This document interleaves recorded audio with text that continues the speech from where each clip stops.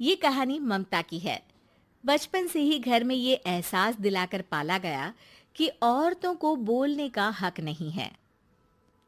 अरे ममता, जरा जल्दी जल्दी हाथ चलाओ। रोज ऑफिस में देर पहुंचता हूँ तुम्हारे कारण। लेकिन आपका सारा खाना पैक और तैयार भी है। अरे जबान जितनी चलाती हो उतना अगर हाथ चलाती ना तो शायद घर को अच्छे से मैनेज कर पाती। क्या मतलब है? क्या नहीं मिला आपको? मोजे मोजे कौन देगा? ममता भागकर पति को मोजे देती है। वो हर किसी का ख्याल रखती, लेकिन उसके घर में रोज का रोना लगा रहता। अरे माँ, आज स्कूल में टीचर ने मुझे फीस के लिए डांटा। माँ, मुझे अच्छा नहीं लगता कि स्कूल में फीस के पैसों के लिए मुझे कोई भी बात सुनाए। अरे पर बेटा, ये तो पापा करते हैं ना, सारा ऑनलाइन। मुझे तो इसकी जानकारी भी नहीं है। हाँ हाँ, बना लो बच्चों के सामने मुझे बुरा। अरे करता तो मैं ही हूँ, माना, लेकिन मुझे कोई सपना थोड़ी ना आएगा कि बच्चों की फीस जमा करनी है। अरे बताओगी तो तुम ही ना। ममता की अब ये आदत में शुमार हो चुका था। वो हमेशा हर बात के लिए खुद को ही दोषी मानती। एक दिन वो पड़ोस की दोस्त से कहती है, समझ नहीं आता यार, मैं इतनी डम कैसे हो सकती हूँ। बात तो सही भी है ना। अब पति बेचारा नौकरी करे, पैसे कमाए, या फिर ये देखे कि बच्चों की फीस का वक्त है। क्या करूँ यार। पता नहीं, मेरे पति तो सारा काम खुद ही करते हैं। वो तो कहते हैं कि तुम थक जाती होगी, सारा दिन घर बाहर बच्चे। तो अच्छा, ऐसे भी पति होते हैं क्या? अरे क्या बात कर रही है? भाई साहब कभी तुझे किसी बात के लिए सुनाते नहीं? किसने कहा नहीं सुनाते?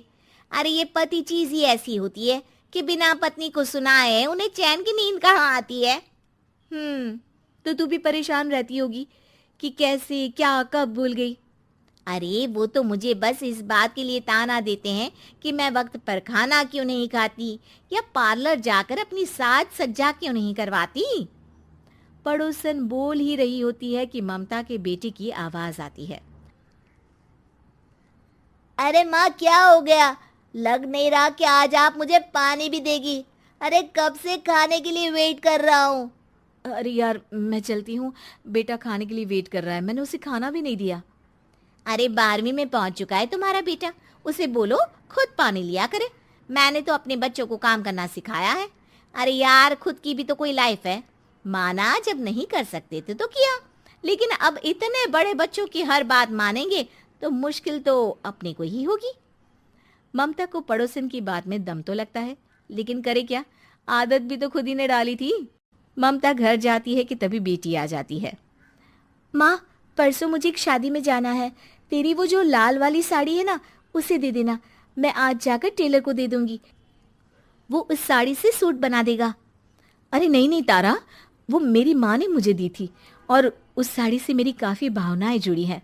तुमको ना मैं दूसरी साड़ी दे दूंगी। ओके, कोई बात नहीं, लेकिन आज दे ही देना पक्का। तारा माँ की साड़ी से सूट बनवाकर पार्टी में जाती है, लेकिन जब वो पार्टी से लौटती है, क्या है, मैं तो समझ ही नहीं पा रही हूँ। अरे जब वो साड़ी मांगी थी तो ये छल्ली सी साड़ी क्यों दे दी? मैं ही पागल थी जो इस साड़ी का सूट बनवा लिया मैंने। माँ, जानती भी हो कि कॉलेज में मेरी कितनी हंसी उड़ी। तभी वहां ममता का पति सुनील आ जाता है। अरे गवार औरत, जब बेटी साड़ी मांग रही थी तो दे देती ना। अरे पापा, इनके तो इमोशंस जुड़े थे उस साड़ी से। ममता इतने सब के बाद भी कुछ नहीं बोलती। मेरी बेटी की बेइज्जती हो गई, मैं बिल्कुल बर्दाश्त नहीं कर सकता ये। मैं नहीं चाहता कि मेरी बेटी से कोई भी ज्यादा सुंदर लगे पूरे कॉलेज में। जी, वो पढ़ने में तारा बिल्कुल अच्छी नहीं है, उसकी पढ़ाई पर आप ध्यान दीजिए ना। अच्छा, अब तुम मुझे बताओगी कि मुझे किस पर ध्यान देना और किस पर नहीं। रमेश जैसा ही ये वाक्य पूरा करता है, ममता की बेटी और पति उस पर जोर जोर से हंसते हैं। अरे ठीक है ना, पता ही नहीं चला कि कैसे वक्त इतना बीत गया। अरे कैसे पता चलेगा माँ, हम लोगों के पीछे जो तू बैताल की तरह चिपकी रहती थी, तुझे कैसे वक्त का पता चलता। ममता को पहले सास ससुर, फिर पति और बच्चों की तरफ से इस तरीके की बातें सुनकर उसका मन बहुत दुखी रहता था। एक दिन, सुनो ना, बहुत दिनों से कमर के नीचे बहुत दर्द रहता है। कल मैंने देखा तो एक फोड़ा था। अरे ममता, एक बार अपने पति से बात करो, वो तुम्हारा फोड़ा डॉक्टर को दिखा देंगे। अरे नहीं नहीं, वो तो गुस्सा हो जाएंगे। अरे क्यों गुस्सा हो जाएंगे? तुमको दर्द है? हाँ, लेकिन वो यही बोलेंगे कि ऑफिस जाऊं या फिर तुम्हें लेकर डॉक्टर के पास। तो बेटे से ही बात कर ले। अरे वो तो मैं कर लूं, लेकिन फोड़ा है ऐसी जगह कि उसे बताते मुझे शर्म आएगी। लेकिन कुछ ना कुछ तो करना जरूरी है ना। ऐसे कब तक फोड़े के दर्द से तड़पती रहेगी? अब तो सोच रही हूँ कि इनसे बात कर ही लूं, वरना दर्द के मारे कहीं मर ना जाऊं। लेकिन शाम को, ममता, क्या किया तुमने आज? खाने के डिब्बे में कैसा खाना दिया था? दाल खराब हो गई थी। कब की थी? दाल तो मैंने सुबह ही बनाई थी, खराब कैसे हो गई? अच्छा सुनिए ना, मुझे कहना है कि अरे गरम दाल बंद करोगी तो ऐसा ही होगा ना। बेइज्जती हो गई सबके सामने मेरी। ऑफिस वालों ने ऐसा मजाक उड़ाया कि क्या बोलूं। कल से ठीक से खाना देना है तो देना, वरना खाना देना बंद कर देना। बाहर खा लूंगा मैं। ममता, जो पति से अपनी परेशानी बताने वाली थी, वो अब ये सोचने लगती है कि कल से पति को खाने में क्या दे। अगले दिन ममता थकी थकी सी हालत में, आप लोगों के लिए नाश्ता बना दिया है, खाना बनाने की हिम्मत नहीं है आज तो। रात भर सोकर थक गई है ना, इसीलिए तो खाना नहीं बना सकती।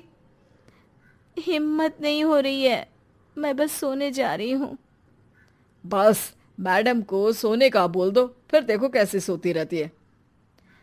माँ, फिर वही पराठा सब्जी। अरे हमारे साथ के दोस्त एक से बढ़कर एक नाश्ता खाना लेकर आते हैं, आप तो बस। सभी घर से निकल जाते हैं, लेकिन जब शाम को बेटा घर आता है तो घर में अंधेरा रहता है। बेटा लाइट चलाता है। क्या माँ, तुम्हारा भी जवाब नहीं है बिजली का बिल बचाने के लिए? वो बोल ही रहा होता है कि सामने माँ जमीन पर लेटी मिलती है। वो उसके पास जाता है। अरे माँ, क्या हो गया माँ? तभी वहां पड़ोसन आती है। अरे बेटा, तुम्हारी माँ के पैर के पास एक फोड़ा है, जिसके कारण ये लगातार कमजोर होती जा रही थी। मैंने उसे पहले ही कहा था कि घर में बता दो, लेकिन तुम्हारी माँ किसी को तंग करना नहीं चाहती थी। तभी वहां डॉक्टर आ जाता है। अरे इनके ऑर्गन में दिक्कत है, कोई बात है जो इनके मन में खटक रही है। अरे नहीं नहीं, इसके मन में कोई बात नहीं है। कोई काम है नहीं ना इसके पास, सारा दिन बस घर में ही रहती है। देखिए, मैं तो ये नहीं जानता, लेकिन हाँ, इनके मन में हमेशा कोई बात रह जाती होगी, इसीलिए उनकी ये हालत है। अगर आप समय से नहीं ले आते तो हो सकता था कि। अरे नहीं नहीं डॉक्टर साहब, हम पूरी कोशिश करेंगे कि वो ठीक हो जाए। हम लोगों ने अपनी ही परेशानी माँ के सामने रखी, लेकिन किसी ने माँ की दिक्कत को जानने की कोशिश तक नहीं की। हाँ, मैंने भी ममता को हमेशा घरेलू जरूरत से ज्यादा काम का नहीं सोचा था। ममता को होश आता है और वो खुद को अपने बेडरूम में देखती है। वो उठने की कोशिश करती है कि माँ, अब आप नहीं उठेंगी। हम लोग है ना, हम लोग आपको पूरी तरह से खुश रखने की कोशिश करेंगे।